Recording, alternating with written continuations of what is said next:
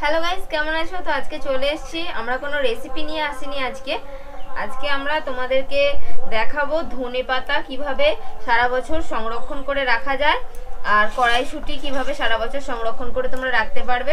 এখন তো অনেক বাজারে সস্তায় পাওয়া যাচ্ছে, তো এই সময় কিনে নিয়ে স্টোর করে রাখতে পারবে। তো চলো দেখতে থাকো তোমরা ভিডিওটা, কিভাবে ধনেপাতা অনেক দিন ধরে রাখা যায়। তো ধনেপাতাগুলোকে আমি ভালো করে বেছে নেব। হলুদ পাতা থাকে ধনেপাতায়, সেই সমস্তগুলো ছাড়িয়ে সুন্দর পাতা সব বেছে নেব। এরপরে ধনেপাতার প্রচুর দাম হয় আর অনেক টাকা দিয়ে কিনতে হবে, তার থেকে বরঞ্চ কম দামে পাচ্ছি, এখনই সংরক্ষণ করে নেওয়া যাক। আর কড়াইশুঁটিটাও তাই, কড়াইশুঁটি সবসময় পাওয়া যায় না, দাম হয় প্লাস আবার অ্যাভেলেবেল থাকে না। ধনেপাতাটা থাকে, তো ওটা কিভাবে আমরা সংরক্ষণ করি দেখো। আর ভিডিওটা প্রথম থেকে শেষ পর্যন্ত দেখতে থাকো। আর ভিডিওটা এখনই একটা লাইক করে দাও। আর ভিডিও যারা লাইক করে দিচ্ছে তাদেরকে অসংখ্য ধন্যবাদ ভিডিও দেখার জন্য, সবসময় পাশে থাকার জন্য। এভাবেই থেকো, সাপোর্ট করো। চলো দেখতে থাকো। ধনেপাতা সংরক্ষণ করার জন্য ধনেপাতাটা কিভাবে বাছবো আমরা দেখে নেবো একবার। তো চলো তোমরা দেখে নাও। এই যে হলুদ হলুদ পাতাগুলো আছে, নষ্ট হয়ে যাওয়া পচে যাওয়া পাতাগুলো সব ফেলে দিতে হবে। আর ভালো পাতা দেখে একদম এইভাবে ছিঁড়ে নিতে হবে, একদম ডাটা সমেত। ডাঁটাগুলোও নিয়ে নেব। আর এই ছোট পাতা যে আছে এটাও নিয়ে নেব, এটাও খুব ভালো গন্ধের জন্য, এগুলো ফেলে দেওয়া যাবে না, এইভাবে বেছে নিতে হবে। তো এইভাবে আমি সবগুলো বেছে নেব, তারপর ধুয়ে পরিষ্কার করে নেব। দেখো ধনেপাতাগুলো খুব সুন্দর করে একদম পরিষ্কার করে বেছে নিয়েছি। তো এবার আমি এটাকে ভালো করে ধুয়ে নেব। তো ধনেপাতাটা অনেক দিন রাখার জন্য এই পরিষ্কার করে ধোয়াটা খুবই কিন্তু জরুরি। পরিষ্কার করে ধুতে হবে এবং জলটাকেও ভালো করে ঝরাতে হবে, শুকনো করতে হবে। এইগুলো কিন্তু খুব ভালো করে করতে হবে, তবেই এটা কিন্তু অনেক দিন পর্যন্ত থাকবে। 2-3 বার করে ভালো করে ওয়াশ করে নিতে হবে। ধনেপাতার মধ্যে অনেক রকম বালি নোংরা থাকে, সেটাকে ভালো করে ধুয়ে নিতে হবে। তো ধনেপাতাটা আমি ভালো করে পরিষ্কার করে ধুয়ে নিয়েছি। এবার এটা আমি রেখে দেবো, জলটা ঝরে যাবে। থাক, জলটা ঝরে যাবে। আর ততক্ষণ আমি কড়াইশুঁটিটা এবার ছাড়িয়ে নেব। এখানে কড়াইশুঁটি ছাড়াতে বসে গেছে। অনেকগুলোই কড়াইশুঁটি করব যাতে সারা বছর ধরে খেতে পারি। ওই দেখো ওখানে গামলায় কতগুলো আছে, ছাড়ানো হয়ে গেছে। আর এখন তো আমাদের মাঠে এখানে প্রচণ্ড কড়াই হয়েছে, প্রচুর হয়েছে, তো খুবই কম দাম। পাল্লা পাল্লা নিয়ে যাওয়া হয়েছে। আমাদের কড়াই ছাড়ানো চলছে, এখনো অনেকগুলোই বাকি আছে ছাড়াতে। কড়াই ছাড়াতে বেশ মজা লাগে, তাই না? এর আগে আমরা 1 গামলা ছাড়িয়েছি, এই গামলাটার 1 গামলা। আমি কড়াই ছাড়ানোর কম্পিটিশন করতাম, 1 মিনিটে কে কটা ছাড়ে। তো এখানে আমাদের সমস্ত কড়াই ছাড়ানো হয়ে গেছে। এবার আমরা কড়া বসিয়ে দিয়েছি, জল দিয়ে দেবো কড়াইতে।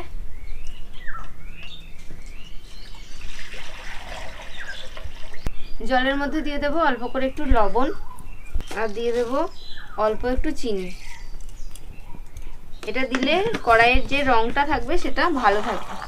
নুন আর চিনিটা জলের মধ্যে দিলে কড়াইয়ের রংটা ভালো থাকবে, সবুজ থাকবে। দেখো জলটা থেকে হালকা ধোঁয়া ধোঁয়া উঠতে শুরু করে দিয়েছে। তো এই গরম অবস্থাতেই আমি কড়াইটা দিয়ে দেবো। দেখো গাইস, কড়াইগুলো দিয়ে দেওয়া হচ্ছে। আর হালকা হালকা জলটা ফুটছিল, হালকা একদম ধোঁয়া উঠছিল, সেই মুহূর্তেই দিয়ে দেওয়া হলো। এবার কি করে দেখো। এবার এটাকে জাস্ট 2 থেকে 3 মিনিট মতো একটুখানি করে নিতে হবে। এই যে কড়াইগুলো দেখো নিচের দিকে রয়েছে, একদম নিচে ডুবে আছে, এগুলো দেখবে আস্তে আস্তে ভেসে উঠছে, তখনই কড়াইটাকে নামিয়ে নিতে হবে। দেখো কড়াইগুলো আস্তে আস্তে কিন্তু ভেসে উঠছে ওপর দিকে। আগে কিন্তু অনেক কম ভেসেছিল, এখন অনেক বেশি ভেসে উঠছে। এবার আমরা কড়াইটাকে নামিয়ে নেব। 2 থেকে 3 মিনিট মতো সময় লাগে এটা হতে। এখন দেখো সব কড়াইগুলো কিন্তু ভেসে গেছে, তার মানেই তোমরা বুঝবে যে কড়াইটা নামিয়ে নিতে হবে। এবার আমি নামিয়ে নেব কড়াইটা। এবার এখানে আমি নিয়ে নিয়েছি ঠান্ডা জল, তোমরা বরফও নিতে পারো। তোমরা আইস কিউব নিয়ে নিতে পারো। আমরা দেখো একটা বড় দাও দাও এটা দাও। একটা ছাঁকনির ইয়ে থাকলে এবার আমি ছেঁকে ছেঁকে বরফ জলের মধ্যে দিয়ে দেবো। আমার কাছে বড় ছাঁকনি আছে।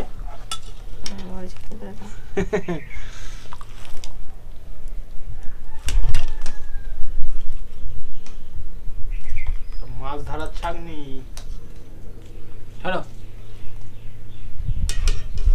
মানে বরফ দেওয়ার কারণ কি, এটা হচ্ছে যে বয়েলিংটা হয়ে গেল ওইখানে স্টপ করে দেওয়া হলো বয়েলিংটা, ব্যাস আর বয়েলিং হবে না। তো এটাকে আমি ঠান্ডা জলের মধ্যে কিছুক্ষণ ভিজিয়ে রাখবো। এটা ঠান্ডা হয়ে যাওয়া পর্যন্ত, ঠান্ডা হয়েই গেছে, আর একটুখানি ভিজিয়ে রেখেই আমি এটাকে জল ঝরিয়ে নেব। তো এখানে কড়াইটা যতক্ষণ ভিজছে, যতক্ষণ ঠান্ডা হচ্ছে, ততক্ষণে আমি এই ধনেপাতাগুলো যে এই করে রেখেছিলাম এগুলোকে একটুখানি মুছে নেব। তো এখানে একটা সাদা পরিষ্কার কাপড় নিয়ে নিয়েছি, কাপড় দিয়ে ভালো করে এগুলোকে মুছে নিতে হবে।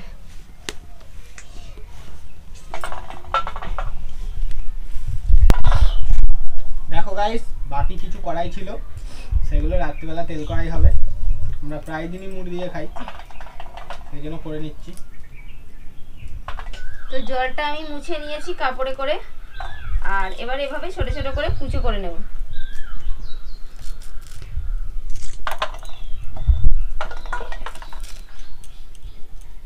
দেখো সমস্ত ধনেপাতাগুলো কিন্তু আমার কাটা হয়ে গেছে, আর এগুলোকে আমি রেখে 2 থেকে 3 দিন মতো লাগবে শুকনো হতে। আর এটা কখনোই রোদে রেখে শুকনো করা যাবে না, রোদে রাখলে কিন্তু এটার গন্ধ আর রং দুটোই কিন্তু চলে যাবে, তাহলে কিন্তু হবে না। এটাকে ছাওয়াতে রেখে শুকনো করে নিতে হবে। তো আমি আর শুকনো হওয়ার পর তোমাদেরকে দেখাচ্ছি না, তো এইভাবেই বলে দিলাম, তোমরা বাড়িতে 2 থেকে 3 দিন এটাকে ছাওয়াতে রেখে শুকনো করে নেবে। আমিও ছাওয়াতে রেখে এটাকে শুকনো করে নেব, তারপর কিন্তু এটা সারা বছর রেখে খাওয়া যাবে। তারপর একটা এয়ারটাইট কন্টেনারে শুকনো হয়ে যাওয়ার পর একটা এয়ারটাইট কন্টেনারে ভরে তুমি এমনি বাড়ির যে কোনো জায়গায় রেখে দিলেই হবে, মানে যে ফ্রিজের মধ্যেই রাখতে হবে সেটা কোনো কথা না, এমনি রান্নাঘরে কৌটোতে রেখে দিলেই হয়ে গেল। তাহলে কিন্তু সারা বছর তোমরা ইউজ করতে পারবে এটা। এবার কড়াইটা ছেঁকে নেব।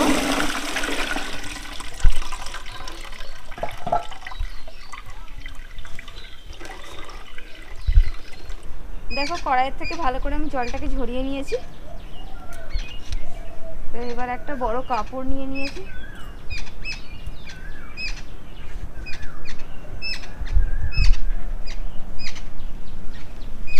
তো পরিষ্কার সুতির কাপড় নিয়ে নেবে, নিয়ে এটাকে ভালো করে আমি চাড়িয়ে দেব। এটাকে একেবারে জলটাকে শুকনো করে নিতে হবে, আর এই কাপড়ের সাইড দিয়ে আমি এরকম ভাবে মুছে মুছে শুকনো করে নেব।